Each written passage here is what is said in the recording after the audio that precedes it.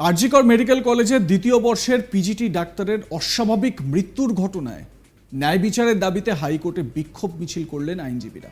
নিরপেক্ষ তদন্ত করে প্রকৃত দোষীদের শাস্তির দাবি তোলা হয়েছে এই মিছিল থেকেই জি করের দ্বিতীয় বর্ষের পিজিটি ডাক্তারের অস্বাভাবিক মৃত্যুর ঘটনায় বিস্ফোরক দাবি করলেন সিপিএম নেতা তথা বর্ষীয়ান আইনজীবী বিকাশ রঞ্জন ভট্টাচার্য।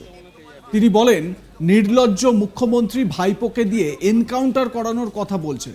আগে ভাইপোকে এনকাউন্টার করা উচিত, কারণ তিনি তো ওই একাধিক দুর্নীতিতে জড়িত। তিনি আরও বলেন, রাজ্যের মুখ্যমন্ত্রী 7 দিনের মধ্যে সিবিআইকে তদন্তভার দেওয়ার কথা বলেছেন।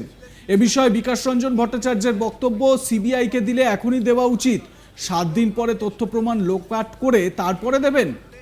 আসল সত্যকে আড়াল করতে চাইছেন মুখ্যমন্ত্রী, প্রলোভন দেখিয়ে সাক্ষ্য প্রমাণ লোপাট করতে চাইছেন, পরিবারকে দুর্বল করে দিয়ে চাকরির প্রলোভন দিচ্ছেন। তিনি আরো বলেন, একজন নামকরা চিকিৎসক আমাকে বলেছেন, যেভাবে মেয়েটির গলার বোন ভাঙা হয়েছে তা একজনের কাজ নয়। গলার বোন ভাঙা হয়েছে, পেলভিস বোন যেভাবে ভেঙে তারপর ধর্ষণ করা হয়েছে, নাকি আগেই ধর্ষণ করা হয়েছে, এটা একজনের কাজ নয়। এর নৈতিক দায় নিয়ে মুখ্যমন্ত্রীকে আগেই পদত্যাগ করা উচিত। একেবারে কড়া কড়া কথা শুনিয়েছেন বিকাশ রঞ্জন ভট্টাচার্য। কি বলছেন তিনি, শুনুন। সিবিআইকে দিলে তো এখনই দেওয়া উচিত, 7 দিন পরে সমস্ত তথ্য লোপাট করে নিয়ে সিবিআইকে দেবেন।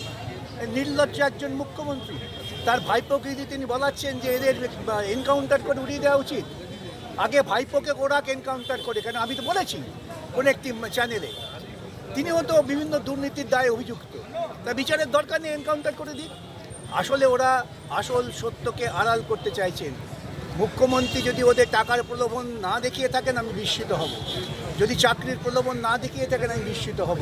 তিনি প্রলোভন দেখিয়ে সাক্ষ্য লোপাট করার চেষ্টা করছেন। আইনত মুখ্যমন্ত্রীর বিরুদ্ধে ব্যবস্থা নেওয়া উচিত।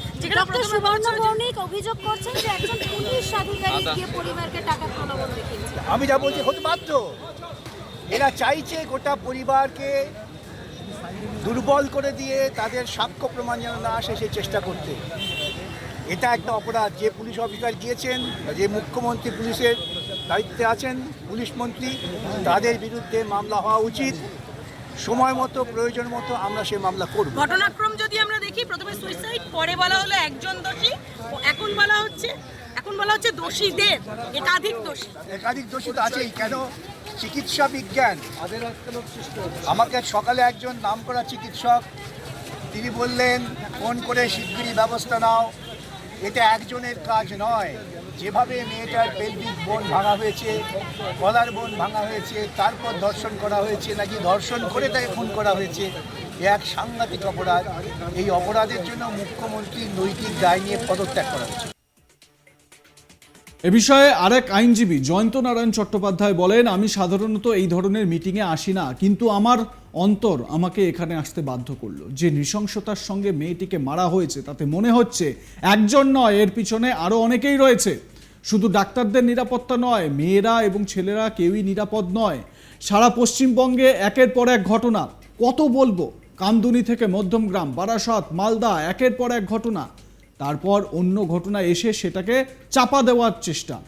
আমরা এখানে দেখতে চাই, প্রভাবশালীরা যদি পিছনে থাকে, পুলিশ মেরুদণ্ড সোজা রেখে তাদের ধরবে এবং শাস্তির ব্যবস্থা করবে।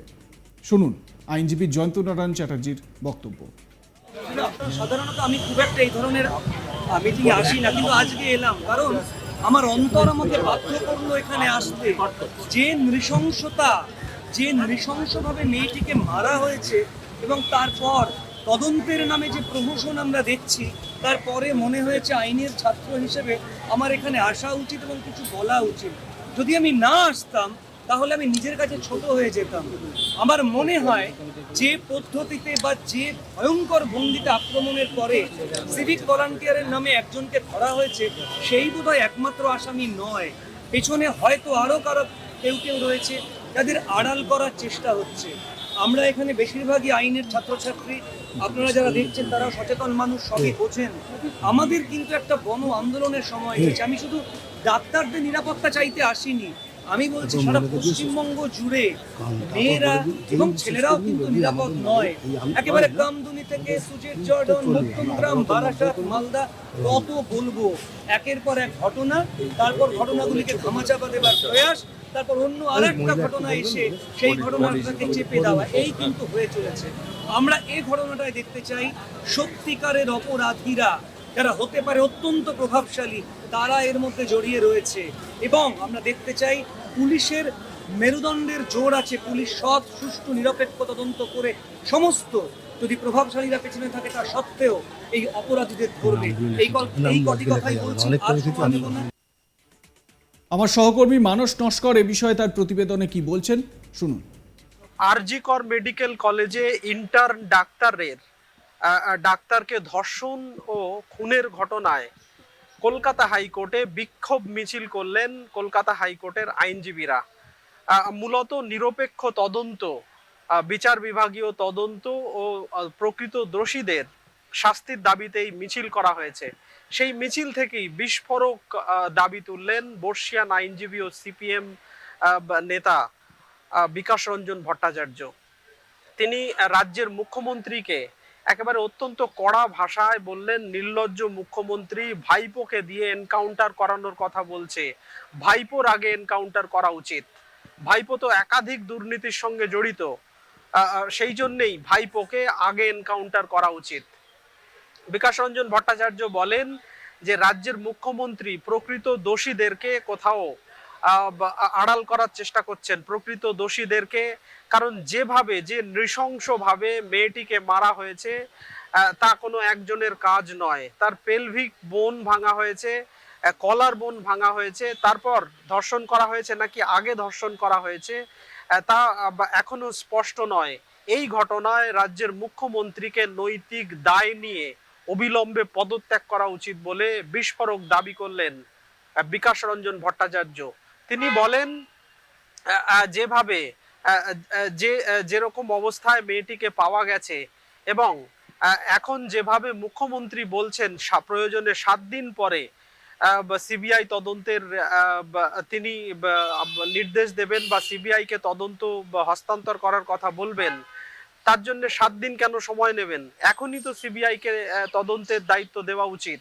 তার আগে কি তাহলে তথ্য প্রমাণ লোপাট করার চেষ্টা করছেন, বা কোথাও তথ্য প্রমাণকে লোপাট করে তদন্তকে প্রভাবিত করার প্রচেষ্টা রয়েছে রাজ্যের মুখ্যমন্ত্রীর? একই সঙ্গে তিনি বলেছেন যে পরিবারের লোকদেরকে দুর্বল করে তাদেরকে চাকরি বা অন্যান্য আর্থিক প্রলোভন দেখানো হতে পারে, যাতে প্রকৃত সত্য বাইরে না আসে, তদন্ত যাতে বিঘ্নিত। আপনাদের মতামত জানাতে থাকবেন, দেখতে থাকবেন আজ তাক বাংলা।